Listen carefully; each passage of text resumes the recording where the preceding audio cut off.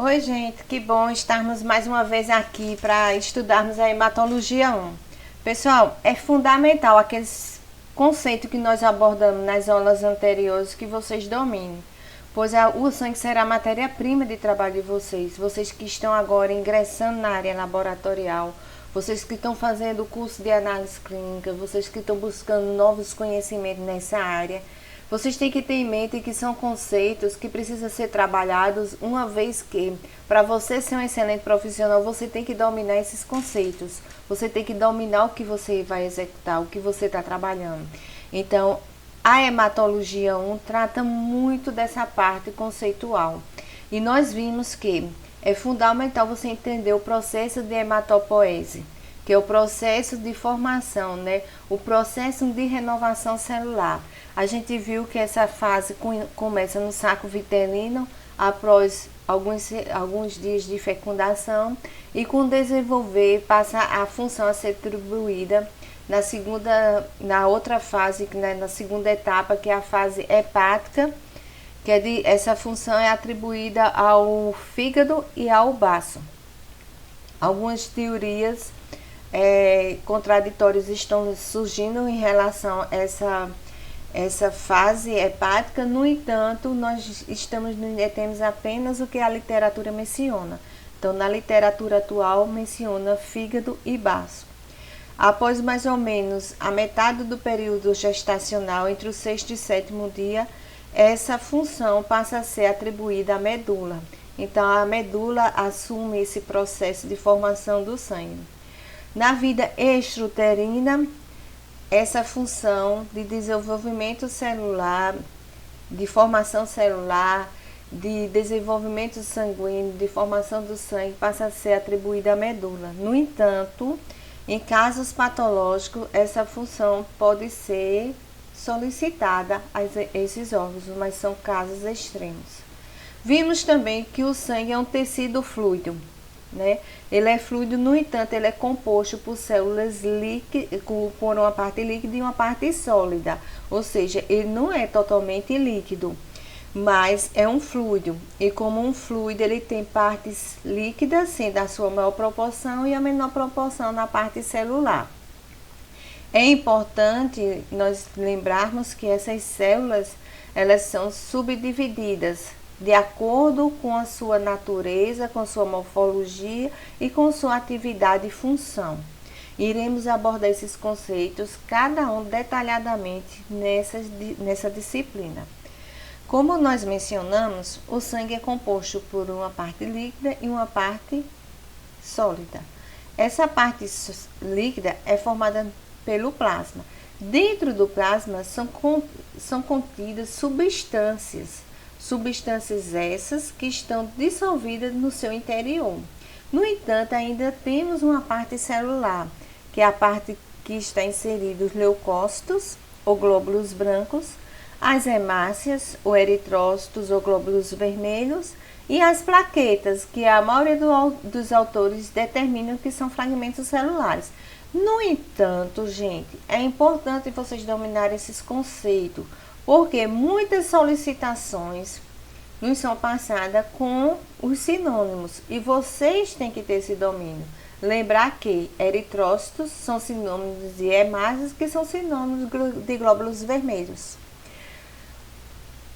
No entanto, nós sabemos que os leucócitos são sinônimos de glóbulos brancos e as plaquetas também são sinônimos de trombócitos. Então, quando mencionam um ou outro, vocês têm que dominar esse conceito. Nessa figura, na primeira figura é uma ilustração aí de um vaso sanguíneo e o sangue percorrendo com ênfase as hemácias. E na figura abaixo nós temos aí dois plasmas sanguíneos, ok? Então, você fez sua coleta, você obteve seu sangue. Na hora que a gente obtém o sangue, nós temos que saber que não podemos trabalhar imediatamente com aquele material. Por quê, gente? Porque na hora que você faz a retirada do sangue, ele ainda está com a temperatura do corpo. E nós precisamos de um resfriamento para a obtenção dos elementos. Então, Fiz minha coleta, só vou trabalhar com essa amostra depois de 20 minutos após a coleta, ok? Então vamos lá, fiz a coleta do meu paciente, esperei os 20 minutos, fiz o processo de centrifugação. Após a centrifugação, nós devemos observar que a parte mais pesadinha, que são os glóbulos vermelhos, eles vão para a parte inferior do tubo, ou seja, os glóbulos vermelhos ou hemácios eritrócitos ficam na parte inferior do tubo. No meio, essa partezinha aqui branca, nós iremos encontrar os leucócitos e as plaquetas. E na parte posterior, no sobrenadante, nós iremos encontrar o plasma. É importante vocês observarem aonde estamos encontrando as plaquetas e os glóbulos brancos. Principalmente os glóbulos brancos, porque quando formos trabalharmos com células RE, iremos tratar apenas desse concentrado leucocitário. Nós iremos trabalhar com um concentrado leucocitário. Por isso que é importante, pessoal, que vocês saibam a localização dele. Então, colhi meu sangue, meu paciente está lá, fiz a minha coletazinha. O que é que acontece? Vou saber que material é aquele que eu estou trabalhando. Gente, também iremos, nas aulas posteriores, nós iremos definir a diferença entre soro e plasma. Algumas aulas lá na hematologia 2 nós já definimos isso, mas para vocês que estão na hematologia 1, não se preocupem, nós iremos abordar esse conceito. Vocês têm que saber qual a diferença entre soro e plasma. Fiz minha coleta, espero os 20 minutos para poder trabalhar com minha amostra, para poder processar. Em seguida, a coloco na centrifugação. Plasma centrifugado. O que é que eu posso encontrar dentro dele? Dentro do plasma, nós iremos encontrar vários elementos, tá? Iremos encontrar proteínas, iremos encontrar sais, iremos encontrar substâncias nitrogenadas, iremos encontrar lipídios, glicídios. Então, todos esses estão dissolvidos dentro daquele plasma. Aí, com relação às proteínas, nós iremos evidenciar que a maior proporção será de albumina e em menor proporção a globulina. No entanto, existem as proteínas que atuam no processo da coagulação, principalmente o fibrinogênio, que faz as pontas da cascata da coagulação. Vocês também verão isso em hematologia 2. E fora ele, ainda tem a protombrina, a glutinina, os fatores de coagulação. Existem várias substâncias que nós poderíamos citar aqui. Existem substâncias orgânicas como os hormônios, existem as enzimas, existem as vitaminas, os lipídios, colesterol, triglicerídeos, as apoproteínas, glicídios, glicose, as substâncias nitrogenadas, ureia, creatinina, sais inorgânicos, sódio, potássio. Como vocês estão observando, existem inúmeras substâncias, existem várias substâncias que estão dissolvidas dentro do plasma e não menos importante, deve ser estudada de acordo com a patologia a qual o médico necessita investigar. A composição do plasma, nós sabemos que 90% desse plasma é composto por água. Sendo assim, gente, apenas 3/4 dessas substâncias estão dissolvidas nesse plasma, tais como os sais, como sódio, cloro, fósforo, potássio, magnésio. Fundamental, vou colher íons, principalmente o potássio. A amostra não pode estar hemolizada, porque as hemácias são ricas em potássio. Na hora que eu quebro aquelas hemácias, se a minha amostra está hemolizada, consequentemente darei resultados errôneos. É fundamental, gente, a gente saber que as proteínas estão dissolvidas no plasma. E alguns autores mencionam que mais ou menos 60 a 80 gramas de proteína estão dissolvidas no plasma, tá? Com relação ainda à sua composição, a maior parte, quando você fala de proteínas, é composta pela albumina. A albumina é uma proteína que ela tem um alto peso molecular e ela está em maior proporção no plasma sanguíneo. No entanto, em menor proporção nós encontramos as globulinas. Quando a gente relaciona, que estão relacionadas ao processo de formação dos anticorpos, né? Como a gente relaciona anticorpos, vocês devem ter visto em imunologia que os anticorpos, eles são uma resposta, uma defesa nossa. Então, os anticorpos nossos estão representados pelas nossas proteínas, as nossas defesas, né? Também nós sabemos que existem outras proteínas que são fundamentais, como já falamos aqui, o fibrinogênio. Ele atua diretamente na cascata da coagulação, formando pontes de coagulação, pontes na cascata. E essas pontes são fundamentais para que o processo se dê por completo. Além disso, as proteínas, elas são fundamentais, gente, são fundamentais. Para quê? Para controlar o processo de viscosidade. A gente sabe que a densidade é dada por massa sobre o volume, isso a gente viu em física. E a densidade está diretamente relacionada ao que está dissolvido naquela substância. Isso ela é fundamental. Também as proteínas, ela controla a pressão osmótica. E sendo assim, regula a osmose, ou seja, a entrada e saída da região da membrana celular. Além disso, existem outras funções, são inúmeras funções das proteínas. Então, cada proteína ela vai ter sua função determinada, delegada, atribuída para a própria. Então, dependendo da patologia, o médico solicitará a investigação necessária. Existem várias outras, existem as proteínas da coagulação, existem os fatores da coagulação. Então, na hematologia, nós estudamos as proteínas que estão diretamente envolvidas no processo de formação da coagulação. E nas doenças hematológicas. Então, no decorrer dos nossos estudos, nós iremos estudar algumas delas, tá? Ainda com relação à composição sanguínea, nós vimos que existe dissolvido dentro do plasma alguns gases como o oxigênio, o gás carbônico, principalmente aí onde entra a função da hemácia. Nós iremos abordar separadamente, não se preocupe com essa troca gasosa. O nitrogênio, a ureia, o ácido úrico, que são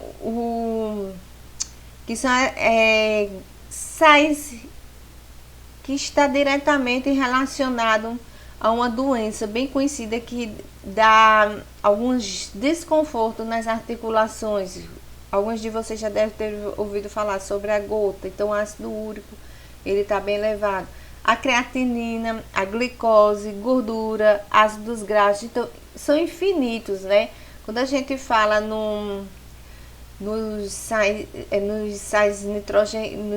inorgânicos, quando a gente fala em substâncias nitrogenadas, então são inúmeras que a gente poderia mencionar aqui. O importante é vocês saberem que todos esses elementos você vai encontrar no nosso sangue, no nosso componente sanguíneo, especificamente no plasma sanguíneo. Como nós havíamos falado anteriormente, as células sanguíneas, elas são denominadas de hemácias, eritrócitos e glóbulos vermelhos. Nós falamos sobre o plasma. Agora nós vamos estudar nossas células sanguíneas separadamente.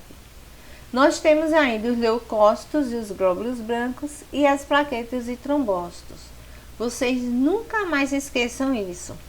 Essas são as células do nosso sangue. Cada uma nós iremos estudar separadamente. Quando a gente fala em células sanguíneas, primeira coisa que você lembra, vem logo a imagem de uma hemácia. Então, a hemácia, ou eritrócito, ou glóbulo vermelho, como é que você visualiza? Primeira coisa, a gente olhando aqui para a imagem, a gente vai ver que ela é o quê? Arredondada. Ela é um disco bicôncavo. Veja que ela não tem núcleo. Se ela não tem núcleo, ela não se divide. Ela não vai ter o material genético, né? Porque nós sabemos que dentro do núcleo está o material genético. E veja que ela, a membrana dela, o citoesqueleto dela é flexível, o que permite maior facilidade para entrar entre as células dos órgãos, as células teciduais, que ela facilita esse percurso dela no sangue. Então, essa flexibilidade do citoesqueleto vai dar a possibilidade da principal função da hemácia, que é o transporte de oxigênio para os tecidos. Então, devido a essa flexibilidade do citoesqueleto dela, ela vai ter essa função desempenhada com eficiência, com êxito. É importante lembrarmos, gente, eu já vi esses fatos menção em diversas literaturas, que o complexo hemoglobina mais ferro é quem dá a cor vermelha à hemácia.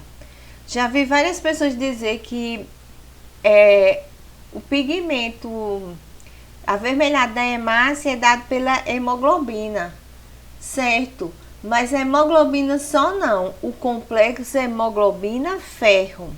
Esse sim é que vai dar a cor vermelha à hemácia e a capacidade de transportar oxigênio. Se eu retirar a proteína, a hemoglobina, de dentro da hemácia, a molécula de hemoglobina é amarela. Ela não é vermelha. Agora, a molécula de hemoglobina, juntamente com as pontes de ferro, dão a cor avermelhada ou a cor vermelha à hemácia. Essa capacidade vem do ferro, quando ele faz o complexo com a hemoglobina. Quando ela está ali, o radical da hemoglobina com as pontes de globina se liga aos radicais de ferro. Esse complemento, né, essa ponte de ligação, esse complexo é que vai dar a capacidade de transportar oxigênio para os tecidos. Além da capacidade do citoesqueleto ser flexível, então ela vai se deslizando, ela vai promovendo a execução dessa troca, desse transporte. Essa capacidade de transportar é devido a esse complexo. As hemácias, elas são produzidas na medula. Também conhecida esse processo de produção, de formação das hemácias, de eritropoiese ou eritropoese. Da mesma forma que nós temos a hematopoiese e a hematopoese, nós temos a eritropoese e a eritropoese. Ambas palavras estão corretas. A sobrevida das hemácias é baixa, elas só têm sobrevida de 120 dias. Essa sobrevida também se dá devido a questão delas não terem o material genético disponível. Você vê que elas são anucleadas, ela não tem nem DNA nem RNA, né? Então, por isso que elas têm essa baixa, os dias de vida delas são de 120 dias. Então, elas duram pouco.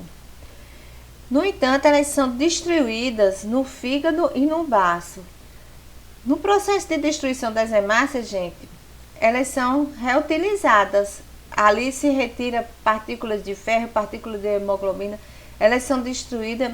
Nosso organismo, e principalmente o nosso baço, o nosso aspirador, né, é ecologicamente correto, porque ele reutiliza tudo o que se faz necessário para o nosso desenvolvimento. Então, ele não perde nada.